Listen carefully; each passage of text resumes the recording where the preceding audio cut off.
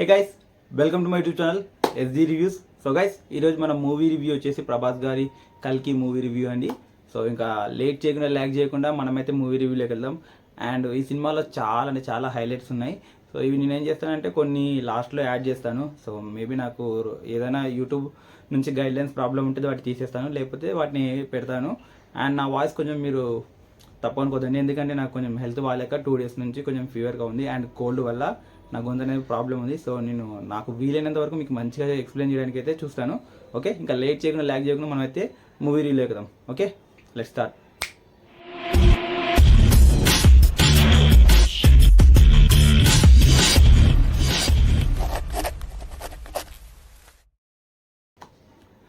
So guys, మనమైతే movie story గురించి మాట్లాడుకుంటే ఇది ఎట్లా అంటే మైథాలజీ, ఎలా అంటే మహాభారతం అనమాట. సో ఈ మహాభారతాల మీద డిపెండ్ అయి ఉంటుంది అనమాట సినిమా స్టోరీ. సో మహాభారతం కురుక్షేత్రం చూసారా? సో కురుక్షేత్రం అనేది అయిపోయిన తర్వాత ఇంకా భూమి మీద మిగిలిన వాళ్ళు ఎవరెవరు, వాళ్ళతో లైఫ్ లీడ్ చేస్తే ఎలా ఉంటుంది, దాని తర్వాత భూమి ఎలా అంటే మన మనుషులు ఎలా ఉన్నారు ఏంటి, as the end of the day వచ్చేసరికల్లా మనుషులు ఏ రేంజ్లో ఉంటారు, ఎంత పీక్ స్టేజ్లో ఉంటారు అనేది చెప్పడానికి ఈ సినిమా ఒక ఎగ్జాంపుల్గా తీసుకొని చేశారు గైస్. అండ్ ఈ సినిమా స్టోరీ మీకు అర్థం కావాలంటే 3 parts డివైడ్ చేసుకోవచ్చు. అంటే ఈ సినిమా స్టోరీ లైన్లో అండ్ టాప్లో వచ్చేసి ఇది స్వర్గం అనుకోవచ్చు, మిడిల్లో భూమి, కింద నరకం. సో ఇలా 3 parts డివైడ్ చేసుకోవచ్చు. సో ఇక్కడ వచ్చేసి మనకు కింద నరకం అనేది కాశీ కింద దాన్ని తీసుకోవచ్చు. అండ్ మధ్యలో ఉన్న భూమిని వచ్చేసి శంబాల అని చెప్పేసి ఒక ప్లేస్ ఉంటుంది. అండ్ స్వర్గం వచ్చేసి కాంప్లెక్స్ అని చెప్పేసి మనం ఈ మూవీలో అనుకోవచ్చు. సో ఈ 3 గుర్తుపెట్టుకోండి, శంబాల, కాంప్లెక్స్ అండ్ కాశీ. ఈ 3 గుర్తుపెట్టుకుంటే మీకు సినిమా స్టోరీ అర్థమవుతుంది. సో మన హీరో ప్రభాస్ వచ్చేసి ఈ కాశీలో ఉంటాడు. సో తన డ్రీమ్ ఏంటంటే కాంప్లెక్స్ అనే ఒక అంటే ఇక్కడ కింద వచ్చేసి కాశీలో ఏమీ ఉండదు, భూమి మీద అన్నీ కూడా ఫుడ్ కానీ వాటర్ కానీ అండ్ గ్రీనరీ కానీ ఏది ఉండదు. మొత్తం అంతా ఒక సౌదీ అరేబియాలో ఉండే డెజర్ట్ ఎలా ఉంటుంది ఆ డెజర్ట్ లా ఉంటుంది ఈ ప్లేస్. మన కాశీ అనేది మొత్తం ఎండిపోయి ఉంటుంది. సో అక్కడ వీళ్ళు బతుకుతుంటారు. సో మన హీరోకి వచ్చేసి ఎలాగైనా టాప్ ప్లేస్కి వెళ్ళిపోవాలి, అక్కడ నేను బాగుండాలని చెప్పేసి కాంప్లెక్స్లో అన్నీ ఉంటాయి అనమాట. ఫుడ్, వాటరు, ఎయిర్, మంచి పొల్యూషన్ లేకుండా మంచి ఎయిర్, ఇవన్నీ అక్కడ కాంప్లెక్స్లో ఉంటాయి. సో అక్కడికి వెళ్ళాలని చెప్పేసి మన హీరో ప్లాన్ చేస్తుంటాడు.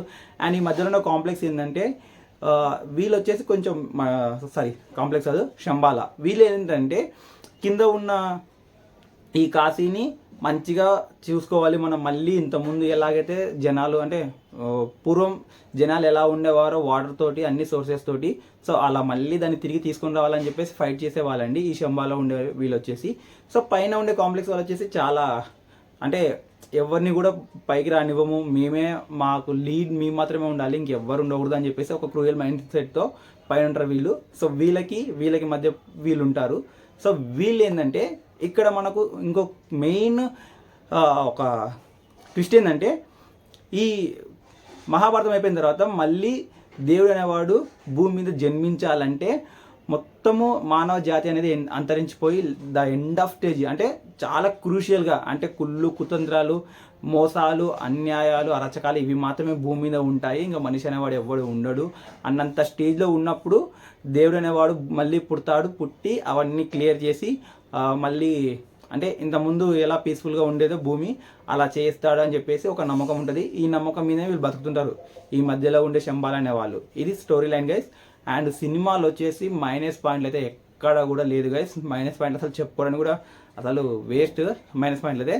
అండ్ ఫస్ట్ ఆఫ్ ఆల్ వచ్చేసి మన డైరెక్టర్ నాగ్ అశ్విన్ గారు చూడడానికి తిక్కోని లెక్క బక్కగా అలా ఉంటారు గైస్, కానీ ఆయన థింకింగ్ లెవెల్ అండ్ ఆ డైరెక్షన్ కానీ విఎఫ్ఎక్స్ కానీ అమ్మ దేవుడు మామూలుగా లేదు గైస్, ఇచ్చి పడేసాడు. అండ్ ఈ సినిమాలో ప్లస్ పాయింట్ చెప్పుకోవాలంటే ఇంకా story, editing, VFX and art department, set work and మన బుజ్జిని డిజైన్ చేయడానికి అంత టైం తీసుకొని మంచి అవుట్పుట్ ఇచ్చారు. అండ్ ఈ సినిమాలో బుజ్జి ట్రాన్స్ఫార్మ్ కూడా ఉంటుంది అనమాట. అంటే నార్మల్గా వెహికల్ మాత్రమే కాదు, అది ఒక యానిమల్ లాగా కూడా ట్రాన్స్ఫార్మ్ అవుతుంది. సో అది మీరు మూవీలో చూసుకోవచ్చు. అండ్ సినిమాలో వచ్చేసి విజయ్ దేవరకొండ గారు యాక్టింగ్ చాలా బాగుంది. అండ్ ఈ సినిమాలో వచ్చేసి మెయిన్గా ఆర్జీవి గారు ఉన్నారు. ఇది చాలా సస్పెన్స్, ఎవరు కూడా తెలియదు. సో ఆర్జీవి ఉన్నాడు, బ్రహ్మానందం ఉన్నాడు, ప్రభాస్ ఉన్నాడు అండ్ దీపికా పదుకొనే. అండ్ ఈ సినిమాలో వచ్చేసి లాస్ట్లో చెప్పుకోవాలంటే ఒక 20 minutes ఉంటుంది గైస్. ఒక 20 minutes సినిమాలో మన ప్రభాస్ గారికి అమితాబ్ బచ్చన్ గారికి ఇద్దరికి ఫైట్ ఉంటుంది. సో ఈ ఫైట్ ఎందుకంటే మన హీరో వచ్చేసి ఆ కాంప్లెక్స్కి వెళ్ళాలంటే కొంచెం మనీ కావాలి, అంటే మనకు మనీ అని ఉంటుంది, ఫ్యూచర్లో యూనిట్స్ అని చెప్పేసి దాన్ని తీసుకుని వస్తారు. సో ఇంత మనీ తీసుకుంటే మనం ఆ కాంప్లెక్స్కి వెళ్తామని చెప్పేసి ఒక రివార్డ్ అయితే ఉంటుంది. సో దానికోసం మన హీరో అయితే మన దీపికా పదుకొనే వచ్చేసి, అంటే చెప్పాము కదా మళ్ళీ దేవుడు భూమి మీద పుడతాడు అనేది, ఆ పుట్టే దేవుడు వచ్చేసి దీపికా పదుకొనేకి పుడతాడనమాట. సో తను పుడితే ఈ కాంప్లెక్స్లో ఉండే వాళ్ళని అంతరించేస్తాడు, సో వాళ్ళని మళ్ళీ అంటే నాశనం చేస్తారని చెప్పేసి వీళ్ళ ఫీలింగ్ అనమాట. సో ఎలాగైనా దీపికా పదుకొనే ఆ దేవుణ్ణి కనకుండా చూడాలని చెప్పేసి ఈ కాంప్లెక్స్ వాళ్ళు ట్రై చేస్తుంటారు. సో అప్పుడు ఏమవుతుందంటే మన దీపికా పదుకొనే గారు వచ్చేసి ఎస్కేప్ అవుతారు. సో వాళ్ళని తనని పట్టుకొని వస్తే ఎవరైతే తనని పట్టుకొని వస్తారో వాళ్ళకి మనీ ఇస్తానని చెప్పేసి ఈ కాంప్లెక్స్ వాళ్ళు ఒక ఆఫర్ ఇచ్చింటారు. దానికోసం మన ప్రభాస్ అయితే తనని పట్టుకోవడానికి వెళ్తాడు. ఆ సిచ్యువేషన్లో మన ప్రభాస్కి అండ్ మన ఉన్నారు కదా అశ్వత్థామ, మన అమితాబ్ బచ్చన్ గారికి ఇద్దరికి ఫైట్ ఉంటుంది. సో మన అమితాబ్ బచ్చన్ గారు వచ్చేసి అశ్వత్థామ అని చెప్పేసి మన దీపికా పదుకొనే గారుకి పుట్టే దేవుడు అంటే గాడ్ అని ఉంటారు కదా, సో ఆ గాడ్కి సేఫ్ అండ్ సెక్యూరిటీ ఇవ్వడానికి మన అశ్వత్థామ గారు అమితాబ్ బచ్చన్ గారు అయితే ఉంటారు. సో ఈ విధంగా నడుస్తుంటుంది. అండ్ సినిమాలో వచ్చేసి ప్రభాస్ గారి యాక్టింగ్ కానీ లుక్ కానీ వేరే లెవెల్ ఇచ్చారు గైస్. అండ్ సినిమాలో విఎఫ్ఎక్స్ కానీ ఎడిటింగ్ కానీ కెమెరా టేకింగ్ కానీ ఒక లెవెల్లో ఇచ్చి పడేశారు. అండ్ లైటింగ్ చూస్తే మనకు నార్మల్గా మన తెలుగు మూవీస్లో చూసినట్టు హెవీ లైటింగ్ కానీ హెవీ మ్యూజిక్ కానీ డబల్ మీనింగ్ డైలాగ్స్ ఇలాంటివి ఏది ఉండదు.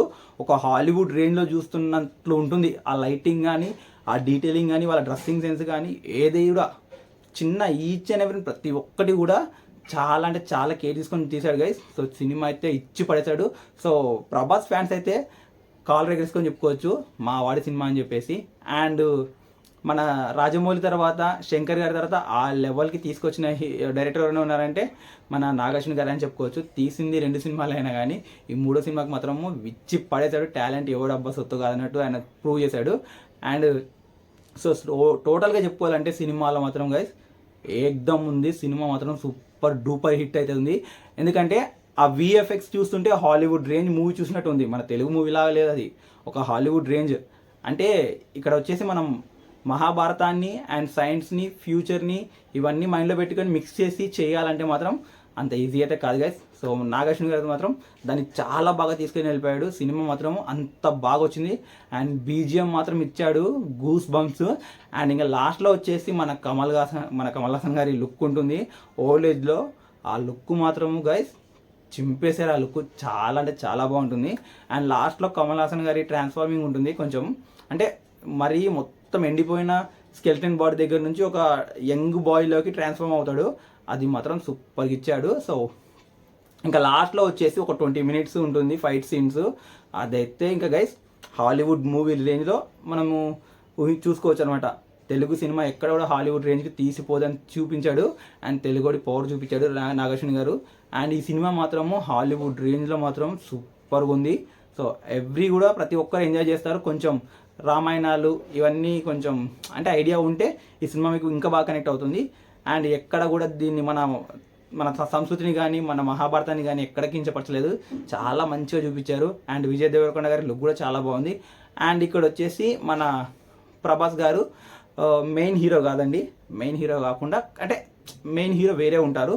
మన హీరో వచ్చేసి మెయిన్ హీరోకి సపోర్టింగ్ క్యారెక్టర్ లాగా అనమాట, అంటే ఒక సెక్యూరిటీ గార్డ్ లాగా ఉంటారు. అది ఎందుకు ఏంటి అని మీకు అర్థం కావాలంటే సినిమా చూస్తే మీకు అర్థమవుతుంది, ఓకేనా. సో సినిమా అయితే ఏకదమ్ ఉంది, ఇచ్చి పడేశారు. సో అన్డౌటెడ్గా పెట్టిన మనకి వర్త్గానే చెప్పుకోవచ్చు. సో ఫ్యామిలీస్ అన్ని వెళ్ళి హ్యాపీగా చూడండి. ఈ వీకెండ్కి ఈ సినిమా మాత్రం పక్క ర్యాంప్ పడిస్తుంది. టికెట్లు అయితే ఫుల్ అయిపోవచ్చు. సో చూసి థియేటర్లో ఎంజాయ్ చేయండి. అండ్ నేను ఇంతకైనా స్టోరీ రివీల్ చేయకూడదు, మీరు వెళ్ళి ఒకసారి చూస్తే అర్థమవుతుంది, ఓకే. సో ఇంకా నెక్స్ట్ మూవీ రివ్యూలో మళ్ళీ కలుస్తున్నాం నెక్స్ట్ వీడియోలో, ఓకేనా. And bye.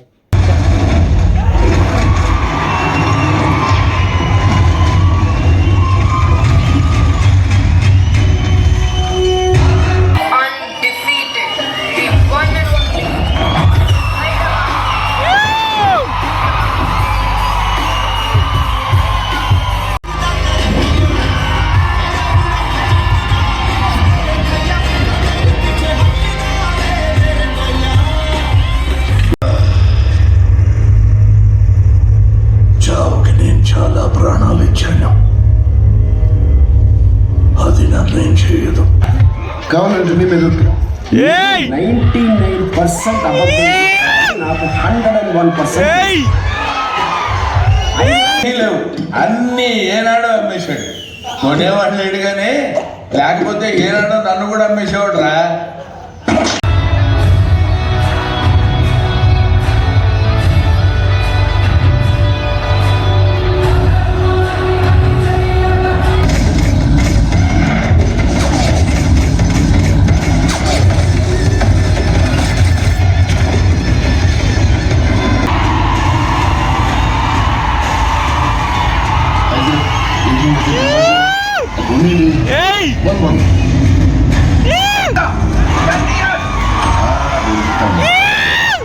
బాస్ ఎప్పుడు నమ్మాలి బుజ్జి, అంత మంచి జరుగుతుంది.